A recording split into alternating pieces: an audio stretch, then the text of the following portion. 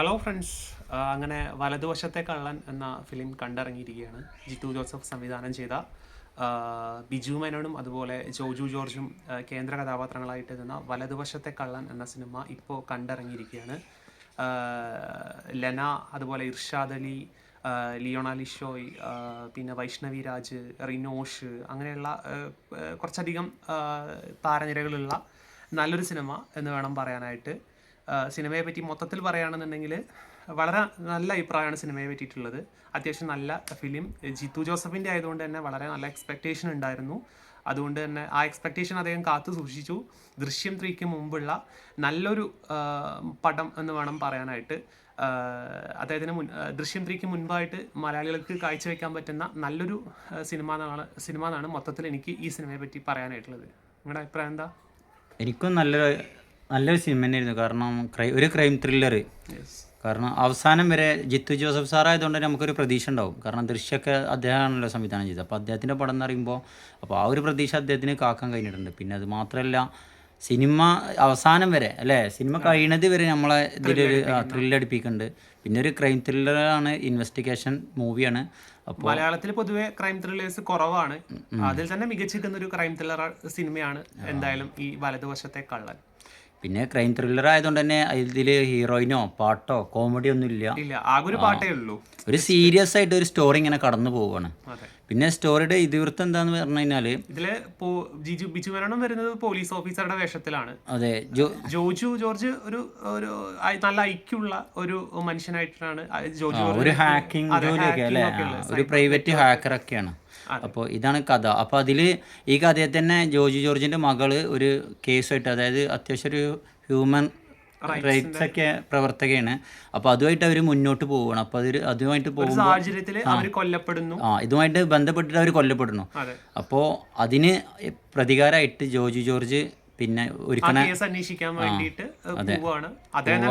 അന്വേഷിച്ച് കണ്ടെത്തുകയാണ്. എന്നിട്ട് ആ ലോക്ക് പോലീസിനെ അപ്പോൾ പ്രതികളെ പോലീസ് കണ്ടെത്തൂലെന്ന് തോന്നുമ്പോൾ മൂപ്പരനെ ഒരു ലോക്ക് ഇടാണ്. അതായത് അയാളെ ബുദ്ധി വെച്ചിട്ട് അയാൾ കുറച്ച് പിന്നെ കുരുക്കുകൾ ഇട്ട് കൊടുക്കുകയാണ് പോലീസുകാർക്ക്. എന്നിട്ട് പോലീസ് ആ ഓരോ കുരുക്ക് അയച്ചിട്ട് അതിലെത്തിപ്പെടുകയാണ്. കാരണം ഇതില് എതിരായി നിൽക്കുന്ന പിന്നെ ബിജുമേനോനും അതേ ഐക്യമുള്ള വളരെയധികം ഇന്റലിജന്റ് ആയ ഒരു പോലീസ് ഓഫീസറാണ്. അപ്പോൾ അവർ തമ്മിലുള്ള ഒരാളൊരു ലോക്ക് ഇടണം, മറ്റേ ലോക്ക് അയച്ചുകൊണ്ടിരിക്കുന്നു. അത് അവസാനം വരെ അങ്ങനെ പോയിട്ട് മടുപ്പ് തോന്നുന്നില്ല. പിന്നെ നമ്മളെ എക്സ്പെക്ടേഷൻ ഒന്നും അതിൽ ക്ലൈമാക്സ് നമുക്ക് അങ്ങനെ ഊഹിക്കാൻ കഴിയൊന്നുമില്ല. കാരണം ഊഹിക്കാൻ കഴിയാത്ത രീതിയിലാണ് അദ്ദേഹം ക്ലൈമാക്സ് കൊണ്ടെത്തിക്കുന്നത്. പിന്നെ ഫൺ എലമെന്റ്സ് കാര്യങ്ങളൊന്നും തന്നെ സിനിമയിലില്ല ഇതില്. പിന്നെ അതുപോലെ നല്ല അറ്റ്മോസ്ഫിയർ ആണ് സിനിമയുടെ. ജിത്തു ജോസഫിന്റെ എല്ലാ സിനിമയിലും ഉള്ള പോലെ തന്നെ നല്ല അറ്റ്മോസ്ഫിയർ ആയിട്ടുള്ള ഒരു ഫിലിമാണ്. ഈ പ്രത്യേകിച്ച് ഇടുക്കി, അതുപോലെ എറണാകുളത്തെ കിഴക്കൻ പ്രദേശങ്ങളിലൊക്കെയാണ് സിനിമ ഷൂട്ട് ചെയ്തിട്ടുള്ളതെന്ന് തോന്നുന്നുണ്ട്. അതുകൊണ്ട് തന്നെ നല്ല മഴ, കുന്ന്, മലഞ്ചെരിവ്, ഇതൊക്കെ അതിൽ നല്ല രീതിയിൽ കാണിക്കുന്നുണ്ട്. പിന്നെ അഭിനയിച്ചിട്ടുള്ള എല്ലാ നായികമാർക്കും നല്ല റോളുണ്ട്. ലെനക്കി, ലിയോണ ലിഷോയ്, വൈഷ്ണവി രാജ്, എല്ലാവർക്കും നല്ല റോളുണ്ട്. പിന്നെ ഇതൊരു ഇമോഷണൽ ഫിലിം കൂടിയാണ്. ക്രൈം ത്രില്ലർ മാത്രമല്ല, അതിൻ്റെ കൂടെ ഇമോഷണൽ എലമെന്റ്സും കൂടെ അതിൽ ആഡ് ചെയ്തിട്ടുണ്ട്. അതുകൊണ്ട് തന്നെ നമുക്ക് മടിപ്പിക്കുന്ന തരത്തിലുള്ള ഇമോഷണൽ സീൻസ് ഒന്നുമല്ല, ലാഗ് അടിപ്പിക്കുന്ന ഒന്നുമില്ല. പക്ഷേ നല്ല ഇമോഷണൽ, ഒരു ഫാമിലിയുടെ ബോണ്ട്, അതൊക്കെ ഇമോഷണൽ സീൻസ് ആയിട്ട് കാണിക്കുന്നുണ്ട്.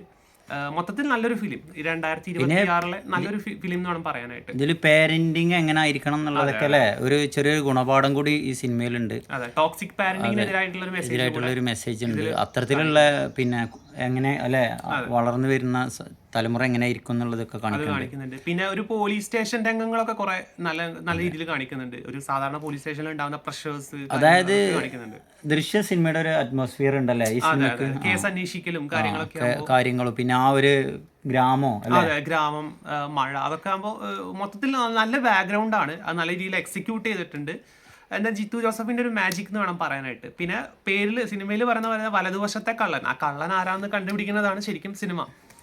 അങ്ങനെ അവസാനമാണ് ആ കള്ളനെ മനസ്സിലാവുന്നത്. പക്ഷെ വലതുവശത്തെ കള്ളൻ എന്നുള്ള പേര് മനസ്സിലാവുന്നില്ല. കള്ളനുണ്ട് സിനിമയില്, കള്ളനുണ്ട്. പക്ഷെ വലതുവശത്തെ എന്ന് ഉദ്ദേശിച്ചത് എന്താണെന്ന് ഇപ്പോഴും മനസ്സിലായിട്ടില്ല.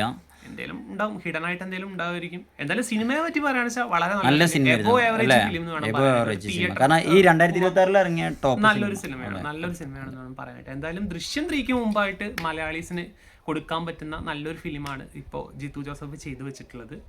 എല്ലാവർക്കും നല്ല റോളാണ്.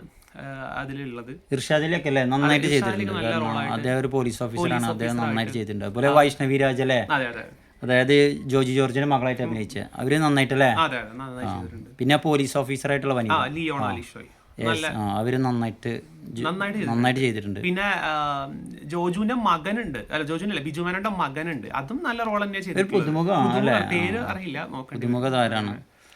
അപ്പോ അതുപോലെ റിനോഷ് ബിഗ് ബോസ് താരം, റിനോഷിനും നല്ല സീൻസ് ഉണ്ട് ഇതില്. അത്യാവശ്യം നല്ല റോൾ ഉണ്ടല്ലേ. അതെ നല്ല റോൾ ഉണ്ട് ഇതില്. ഇപ്പൊ സിനിമ മൊത്തത്തില് നല്ല അടിപൊളി സിനിമയാണ്. കാരണം ഒരു ക്രൈം ത്രില്ലറാണ്, ത്രില്ലിംഗ് മൂവിയൊക്കെ, അതായത് ഈ ഇൻവെസ്റ്റിഗേഷൻ സ്റ്റോറി ഒക്കെ ഇഷ്ടപ്പെടുന്ന ആൾക്കാർക്ക് നന്നായിട്ട് കാണാൻ പറ്റിയ സിനിമ. അതുപോലെ അതുകൊണ്ട് തന്നെ മാക്സിമം ആൾക്കാർ തിയേറ്ററിൽ വന്നിട്ട് തന്നെ കാണാം. നല്ല സിനിമയാണ്, നമ്മളെ ക്യാഷ് നഷ്ടപ്പെടില്ല അല്ലെ, ടൈമും നഷ്ടപ്പെടില്ല. ഓക്കെ, കാണേണ്ട സിനിമ തന്നെയാണ്. അപ്പോൾ എല്ലാവർക്കും താങ്ക് യു.